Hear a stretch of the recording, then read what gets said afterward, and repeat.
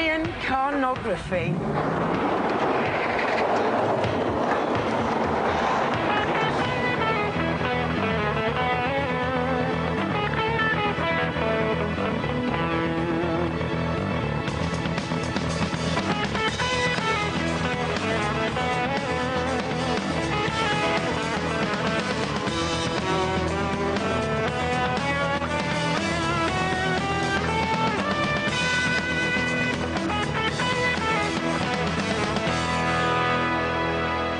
When the moon hits your eye like a big pizza pie, that's amore. When the world seems to shine like you've had too much wine, that's amore. This week on Top Gear, we've come to Italy, land of style, elegance and amore. Steady on there, boy. We haven't come to any old part of Italy. We've come to Modena, the holy grail of Italian motoring.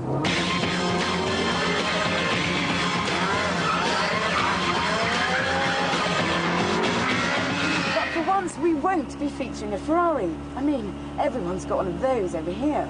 Instead, we're going to be trying something much rarer, the latest and fastest ever Lamborghini Diablo and the all-new DeTomaso Mangusta. But first, back to Quentin and Kate in the rain. Very droll, Tiff. But spring's come early, and I'm in the sunshine driving 3 incredibly fast and incredibly cheap Germans. And Kate rides a tricycle with an engine, a jet engine. Back in '98, Lamborghini was broke, and its Indonesian owners dismissed any future investment. The thought of being second best to Ferrari was unthinkable. Luckily, Audi arrived to take the bull by the horns. Since its German money-bag parent adopted Lamborghini, new engineering techniques have brought it into the 21st century. Last year, I came over and drove this, the fabulous Diablo VT, but it only had 535 brake horsepower. Now, though, they've given me more. The 195 grand Diablo GT.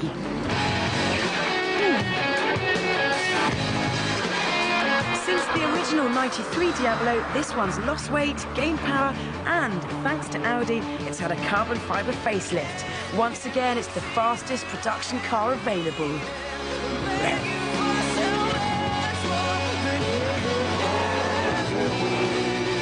How does a V12 engine with 575 brake horsepower sound? Like this.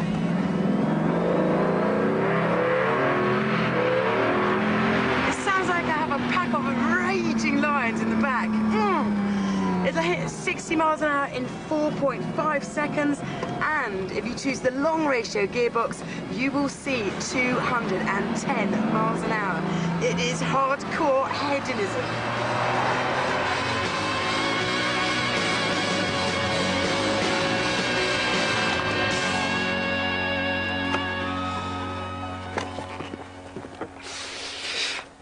Even at a standstill, this thing looks so fast with these beautiful lines and loads of ducts all over the place that help cool the brakes and the engine.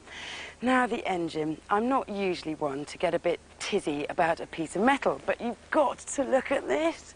It's just beautiful. But it doesn't leave much room for shopping. Then again, this car was not designed to be a practical runaround. I have found a tinsy bit of luggage space, though, so come and have a look at this. In here, you have your very own Diablo GT briefcase, which is just enough room for a big fat wad. Mind you, this is the first Lamborghini to have cup holders, and it's got 2 of them, and they're heated.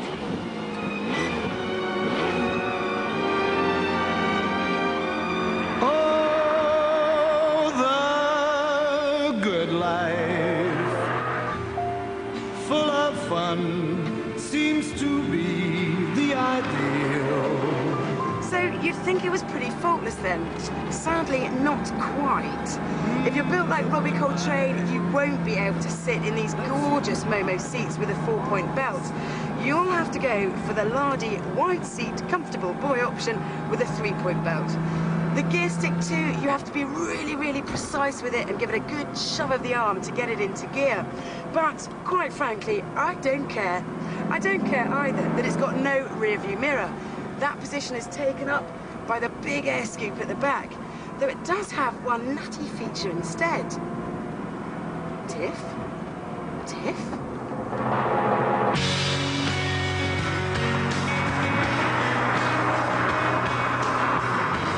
Ciao, baby.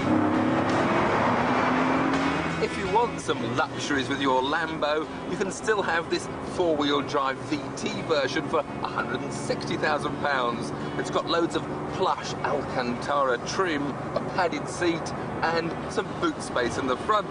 And, oh yes, of course, that mirror.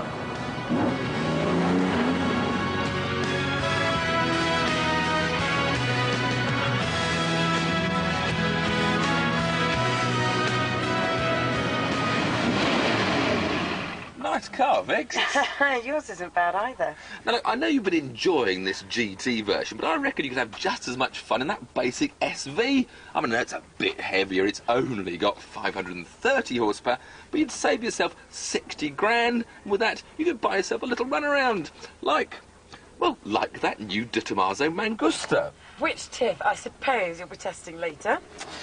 Funny you should say that. Tiff and Vicki need to get a grip on things. Those Italians cost lorry loads of lira. I prefer something that you don't have to sell your internal organs for. Like any one of this Trinity, which can be sitting in your driveway for between 6 and 8 grand. And after all, whoever heard of a temperamental German? During the 80s, this Teutonic trio was so iconic it hurt. The world wanted them, but only Gordon Gekko had the readies. But the market's changed, and cars that once cost the same as a decent semi now sell for the price of a flat-pack kitchen from B&Q. We forget that in the 80s, 911s were more precious than platinum. Scores of Hooray Henrys and Henriettas cheerfully paid premium money for their air-cooled porkers. And you could literally hear the streets of Fulham, Chelsea and Kensington echo to that metallic drum roll from the Flat Six. The 911 was, quite simply, a designer god. And it's easy to see why. This 1977 2.7 Lux is still cooler than deep space and more fun than a bedroom full of flying clothes. We are talking 155 miles an hour top and 60 in 5.5 seconds. Not bad for a 23-year-old antique. With such an epic top speed, the 911 is a supercar that calls for super respect, but not super wealth. A Minter with full history will set you back just 8 grand. But if a 23-year-old car is a little too pensionable for your tastes, then how about something a touch more contemporary? Like the cult car's cult car, the BMW M3. Now, driving this is like taking a wolf for a walk. I have got a close ratio gearbox, quick rack steering, limited slip diff, ABS. It is a touring car in taffeta.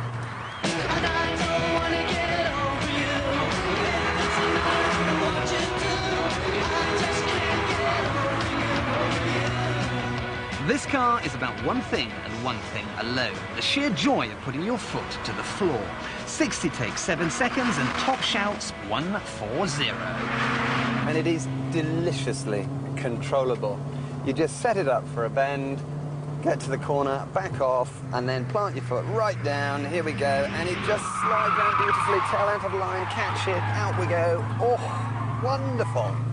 And it just repays every sensory gratification, flat as you're driving, way wonderful. Every S-bend an adventure.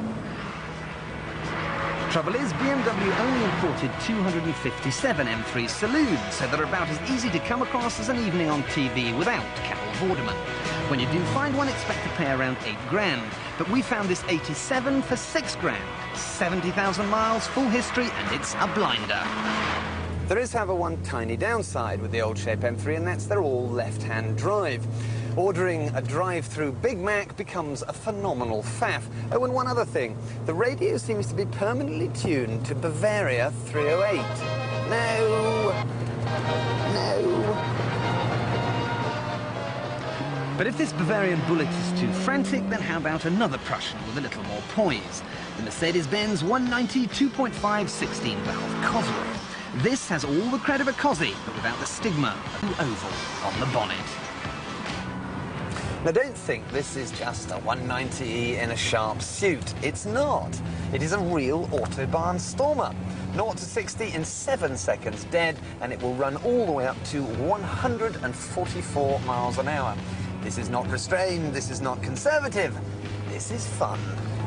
Sure, it doesn't have anything like the grunt of the Porker or the M3, but what it does have in spades is just refinement. And the Benz is the most luxurious of our three. It's got leather, air, power seat, power steering, remote central locking, even a factory-fitted tracking device. You get an awful lot for your money with these Cosworth Mercs. We pulled this one out of the Auto Trader. It's a classified ad, 5995. It may have done 100,000 miles, but there is a full Mercedes-Benz dealer history in the glove box. It's straight, it's clean, it hasn't been messed about with. It's exactly how you want to buy them.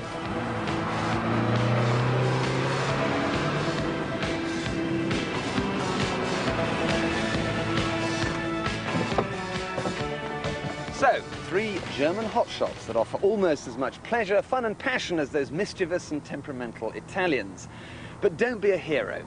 If you're buying one of these things, get them professionally inspected. They are specialist cars, don't take any risk.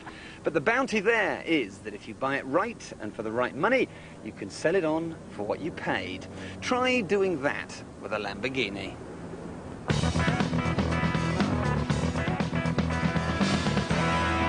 This, know it or not, is a trike. And if you're fed up with 4 wheels and tired of 2, then a truculent 3-wheeler is the only way to go. These, on the other hand, are military aircraft, and if you're fed up with, well, almost anything, you can blast it into submission and disappear into the blue yonder, thanks to an enormously powerful jet engine. And never before have the two been related in any way. Until now.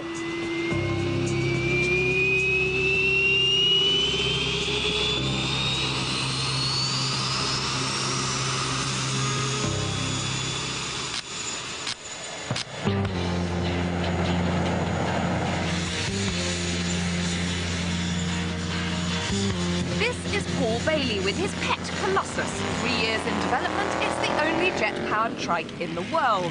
When most people think of accessories for their vehicle, they picture fluffy dice and air fresheners. Not Paul. He bolted on the jet from a small helicopter. So when you want to build a fire-breathing tricycle, where do you start? It was a learning curve from start to finish, really. I had help off certain professionals that without them it wouldn't have got done anyway. But anything that could have gone wrong did go wrong. Well, one memorable moment was in my friend's back garden. When we first lit up the afterburner, it proceeded to actually ignite the tree behind and start to work its way through the garden. So do you need 48 tattoos and a pair of army trousers to be able to drive it, or can I have a go? If you're careful with it, I'll let you have a go. Oh, be careful with me, more importantly.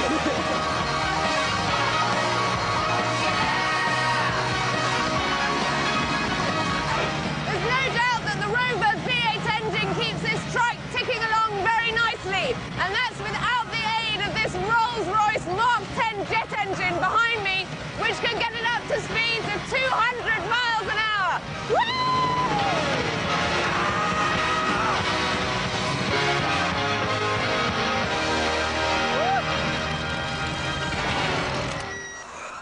Well, you probably get a better turning circle on an elephant, and power steering would be a definite plus, but this is certainly the most fun you can have on 3 wheels. Plus, it has all sorts of added little extras that you'd struggle to find on a normal car, like this brace of very comforting fire extinguishers, just in case you set fire to anyone or anything. It's also got absolutely enormous 22-inch alloy wheels. And there's a spoiler nicked from a 747 and even a little holder for your tax disc. Tax disc? Yes, if the mood takes him, Paul can use his trike to trundle to the shops because Colossus is 100% road legal. Of course, practicality is another thing. At 6 foot wide and 16 foot long, it does rather stick out in the supermarket car park. And then there's that jet. To ignite it in public is illegal. It bellows vapour, 3-foot flame, and delivers ear-cracking noise, not to mention being just a little bit dangerous. And don't forget those fuel bills. When you're on full afterburners, you're looking at 5 gallons of jet fuel every minute. So millionaires only need apply. But thinking about it, why stop at a trike? Back in the 60s, DeTomaso became a member of the supercar elite. But since then, models like the Mangusta and the Pantera have been consigned to the history books and production has all but ceased. But now, American Bruce Cavalli, whose father rescued Jensen in the early 70s, has set up a company in Modena to produce up to 800 a year of these all-new, fully type-approved DeTomaso Mangustas. From the front, the Mangusta looks the part. Its wide, low stance entices, but those soft, curvaceous lines become distorted towards the back. The bulbous rear end has Maserati DNA and will not be to everyone's taste. The Mangusta has the spirit of an Italian TVR. It even has a detachable hard top, just like the Camaro, which fills the rather small boot. But even the extravagantly creative minds of TVR haven't come up with a feature like this. Neat.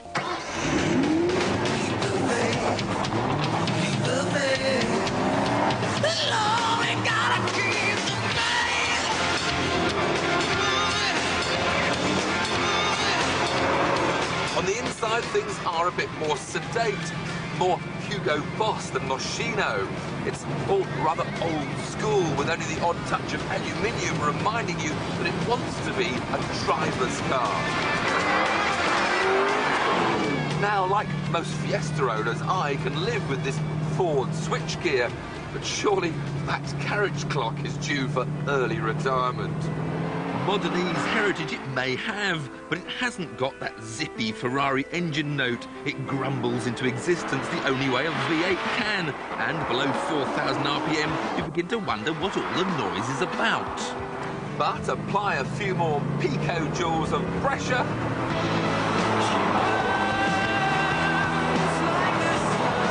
and a tidal wave of power erupts, which will launch this DeTomaso to 60 in about 5 seconds. And the chassis and suspension setup also cope well with this loosely stitched Italian tarmac. This is an American specification model that is a touch on the soft side, and the Americans do love their creature comforts. There will be a stiffer European specification model available, and there will also be right-hand drive. But as it is, this DeTomaso is fun. Priced at around £65,000, it isn't about to go head-to-head with the Ferrari 360. But to succeed, it must first beat another local star. The Maserati 3200 GT.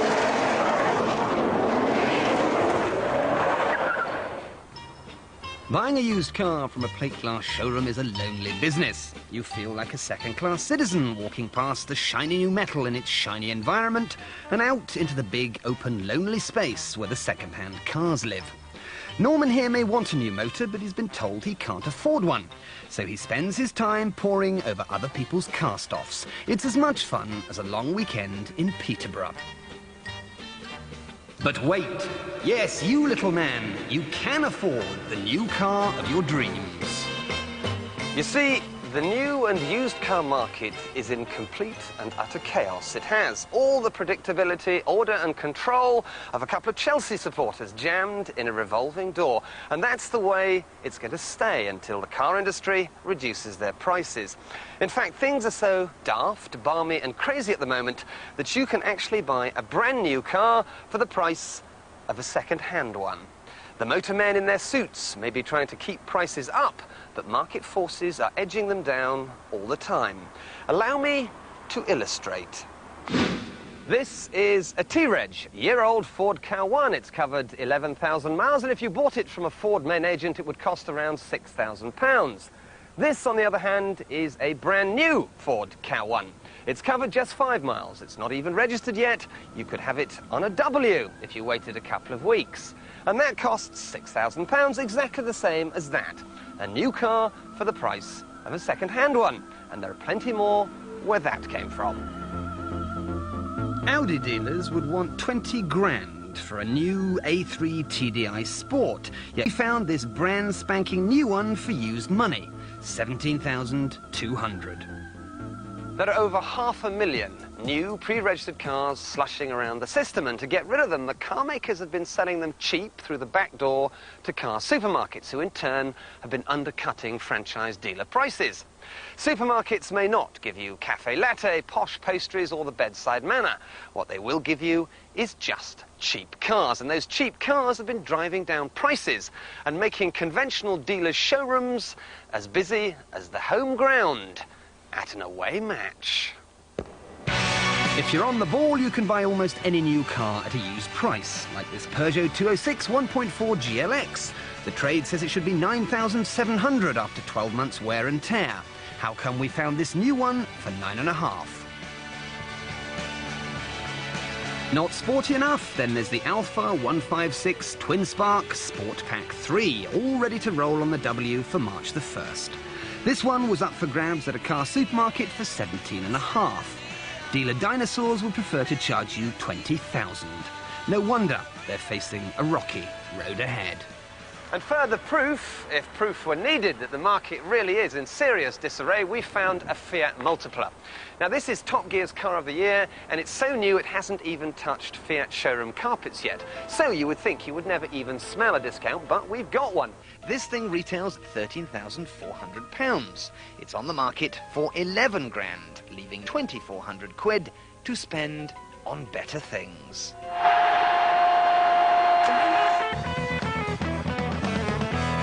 You want performance, you want sophistication, you want to grab attention. Well, if you've got 20 grand kicking around in your bank account, you can get all 3 of those things by shelling out for one of these sporting icons, Volkswagen's Golf GTI Turbo or the Subaru Impreza Turbo.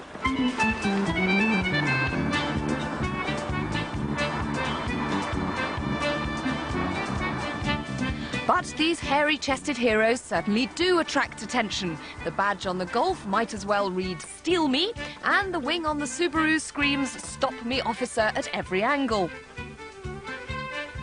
What we need are the virtues of this juicy twosome in a more discreet wrapping. What we need are stealth cars. Ladies and gentlemen, the Skoda Octavia Turbo. And the Subaru Forester S Turbo. Yes, yes, look, I know what you're thinking. The VW badge is still better than the Skoda badge. It doesn't have the name, does it? No, I don't like the style. They're all right for pulling a caravan. But believe me, they've got hidden depths. This Subaru may look like a shrink-washed 4x4, but it's got the same engine and chassis as the Impreza, and it can get to 60 in under 8 seconds. Even more surprising is the way this demi-Jeep slices through bends. Under the floor, it has the same four-wheel drive hardware that makes the Impreza such a feisty friend on twisty roads, and you can feel it. But best of all, from the outside, no one would know that you're running the same basic kit that made Colin McRae such a star. If you prefer a slightly smoother style, this is the Skoda Octavia. This chunky check doesn't mess about. It's built on the Golf's chassis, and now it's available with Golf's 1.8-litre turbocharged engine. As Tiff will tell you, the Golf's chassis isn't the last word in driver's delight. The Golf chassis isn't the last word in driver's delight. But stiffened settings on this Skoda allow you to punt it about with a speed and security that belies its sensible skin. The Octavia is comfortable too. OK, the leather seats look a bit board-like, but they won't crucify your coccyx on long journeys, and you'll be soothed by aircon and a standard CD player. There's also ABS, 4 airbags, and if you want the chandelier to light your way, that'll fit as well. Yes, you could happily live with this Octavia as a practical, sensible, well-equipped family wagon. And, but for the tiny badge on the back, no one would ever know that give it some sauce and it goes like a GTI. Like the Forester, this car is fun because its performance is so unexpected.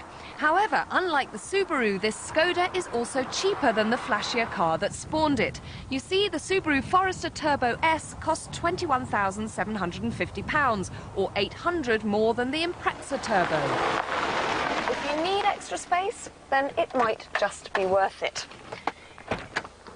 If, however, you want the pace and the space, the Octavia estate is yours for £17,999, or about 200 quid less than the more meanly spec'd 5-door Golf GTI. It's a lot of money for a Skoda, but you get a lot of Skoda for your money. This could be the stealth car deal of the decade. But shh, don't tell anyone.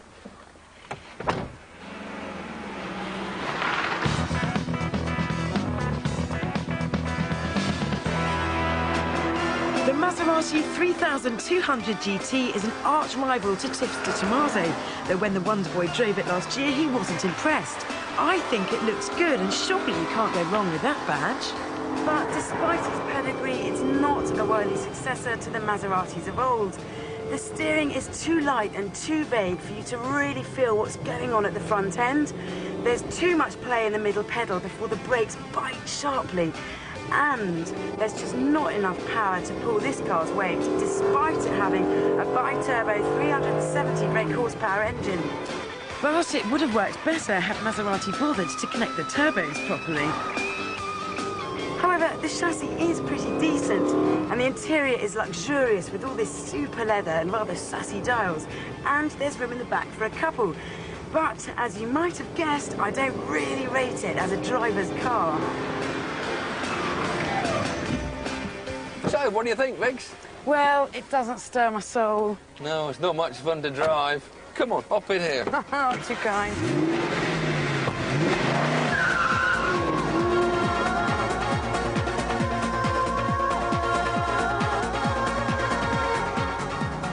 So, Vic, are you sitting comfortably? I certainly am. These seats are pretty well, which is just the job when you're driving. And I love all the leather, and there are some really nice touches. But I don't like the colour, and that clock has got to go. But what's it like to drive? Well, surprisingly good. I've been having a lot of fun with it. It's a bit on the soft side, but the chassis holds on well. Steering's a bit light, but there's a lot of feel. It's consistent. Enjoy driving it. And it's got this great V8 power, instant grunt. And, you know, I'm never a big fan of turbochargers at the best of times. I know. Well, I think we're having a bit of fun there. There's a bullet in the gun. There's a fire in your heart. You will move all mountains.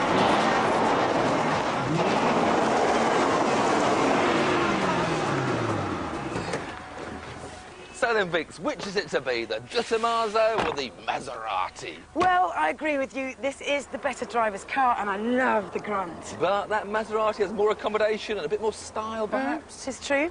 So, spending your own money, which is it going to be? Oh, even though we're in Italy, I wouldn't go Italian. I'd go German. Yep, I'd have to agree, Vix. For this sort of money, it would have to be the Porsche 911.